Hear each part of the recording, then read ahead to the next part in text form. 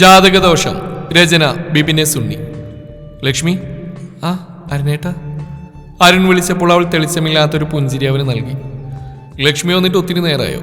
Sorry, ഞാൻ കുറച്ച് തിരക്കിലായിരുന്നു. ചടങ്ങിന് വേണ്ടിയുള്ള കുറച്ച് സാധനങ്ങൾ എടുക്കണമായിരുന്നു. എല്ലാത്തിനും പുറകെ ഓടാൻ ഞാൻ മാത്രമല്ലേ ഉള്ളൂ. അരുൺ അതും പറഞ്ഞുകൊണ്ട് കോഫി ഷോപ്പിൽ ലക്ഷ്മിക്കെതിരായി വന്നിരുന്നു. ഏയ്, ഞാനിപ്പോൾ വന്നതേ ഉള്ളൂ അരുണേട്ട. ലക്ഷ്മി മുഖത്തൊരു ചിരി വരുത്തിക്കൊണ്ട് പറഞ്ഞു.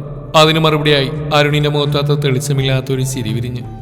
കുറച്ചു സമയം അവരുടെ ഇടയിൽ നിശബ്ദത തളം കെട്ടി നിന്നു. ഇത് ലക്ഷ്മിയും അരുണും. കഴിഞ്ഞ ആഴ്ച ഇതേ സമയം അരുണിന്റെ താലി ഏറ്റുവാങ്ങി അവന്റെ നല്ല ബാധിയാവേണ്ടവളായിരുന്നു ലക്ഷ്മി.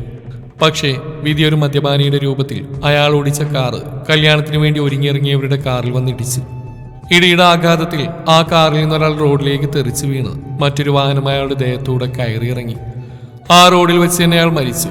നിർഭാഗ്യവശാൽ അത് അരുണിന്റെ അച്ഛനായിരുന്നു. അച്ഛൻ മരിച്ചുകൊണ്ട് തന്നെ അന്ന് ലക്ഷ്മിയുടെ അരുണിന്റെയും വിവാഹം നടന്നില്ല. വിവാഹശേഷം 7 തിരിയിട്ട നിലവിളക്ക് പിടിച്ച് വരന്റെ വീട്ടിലേക്ക് കയറേണ്ടവൾ ഒരു മരണച്ചടങ്ങിനെ ചെല്ലേണ്ടെന്നുള്ളത് കൊണ്ട് ലക്ഷ്മിയുടെ വീട്ടുകാർ മാത്രമേ അരുണിന്റെ അച്ഛന്റെ മരണാനന്തര ചടങ്ങിന് പോയുള്ളൂ. അതിനുശേഷം ഇന്നാണ് അവർ തമ്മിൽ നേരിൽ കാണുന്നത് തന്നെ.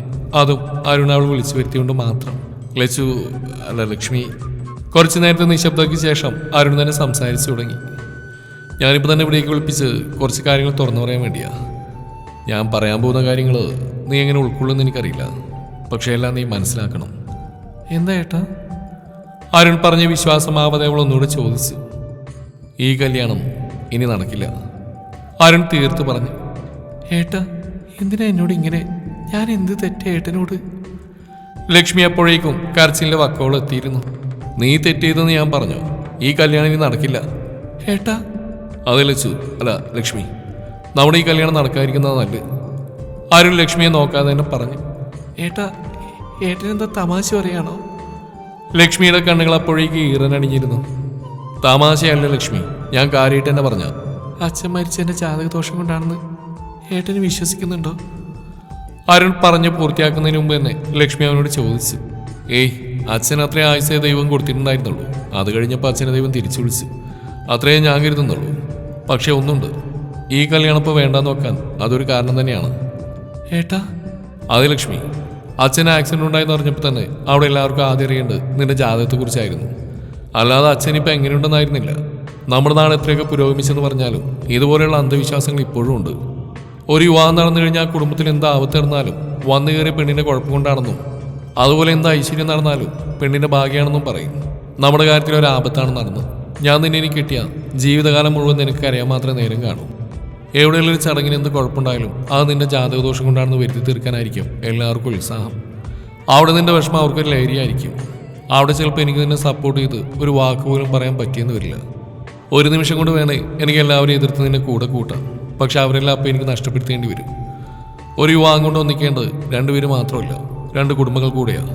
നാളെ നമുക്കൊരു പ്രശ്നം വന്നാൽ നമ്മുടെ കൂടെ ആ കുടുംബങ്ങളെ കാണും. അപ്പോൾ അവരെങ്ങനെ നമുക്ക് വേണ്ടെന്ന് വെക്കാൻ പറ്റും? ഇതെല്ലാം കൂടെ ആലോചിച്ചപ്പോൾ ഈ ഒരു വഴി മാത്രമേ ഞാൻ കണ്ടുള്ളൂ. പക്ഷേ കുറച്ച് കഴിയുമ്പോൾ ഈ വിഷമങ്ങളൊക്കെ അങ്ങ് മാറിക്കോളും. നിനക്ക് നല്ലൊരു കുടുംബജീവിതം ഉണ്ടാവും.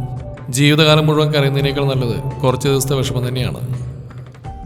ഈ കുറഞ്ഞ നാളുകൾ കൊണ്ട് ഞാൻ നിനക്ക് കുറേ പ്രതീക്ഷകളും വാഗ്ദാനങ്ങളും നൽകിയിട്ടുണ്ടായിരുന്നു. പക്ഷേ അതൊന്നും എനിക്കിപ്പോൾ പാലിക്കാൻ പറ്റുന്നില്ല. എന്നോട് നീ ക്ഷമിക്കണം. അത്രയും പറഞ്ഞുകൊണ്ട് അരുൺ അവളുടെ കൈകൾ കൂട്ടിപ്പിടിച്ചു. അരുൺ പറഞ്ഞു കേട്ട് ഒന്നും മിണ്ടാൻ പറ്റാതിരിക്കുകയായിരുന്നു ലക്ഷ്മി.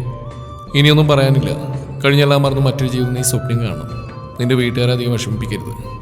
അത്രയും പറഞ്ഞ് നിറഞ്ഞു വന്ന കണ്ണുകൾ അമർത്തി തുടച്ചുകൊണ്ട് ലക്ഷ്മിയുടെ മറുപടി കേൾക്കാതെ അരുൺ അവിടുന്ന് എണീറ്റു. പിന്നെ നിന്റെ കല്യാണമാകുമ്പോൾ അറിയിക്കണം. നീ മറ്റൊരാളുടെ സ്വന്തമാണെന്ന് കാണാൻ എനിക്ക് പറ്റില്ല. ഞാൻ വരില്ല, എങ്കിലും അറിയിക്കണം. എൻ്റെ സ്വന്തം മനസ്സിനെ പറഞ്ഞ് പഠിപ്പിക്കാനെങ്കിലും. അതും പറഞ്ഞ അരുൺ തിരിഞ്ഞു നോക്കാതെ തന്നെ നടന്നു.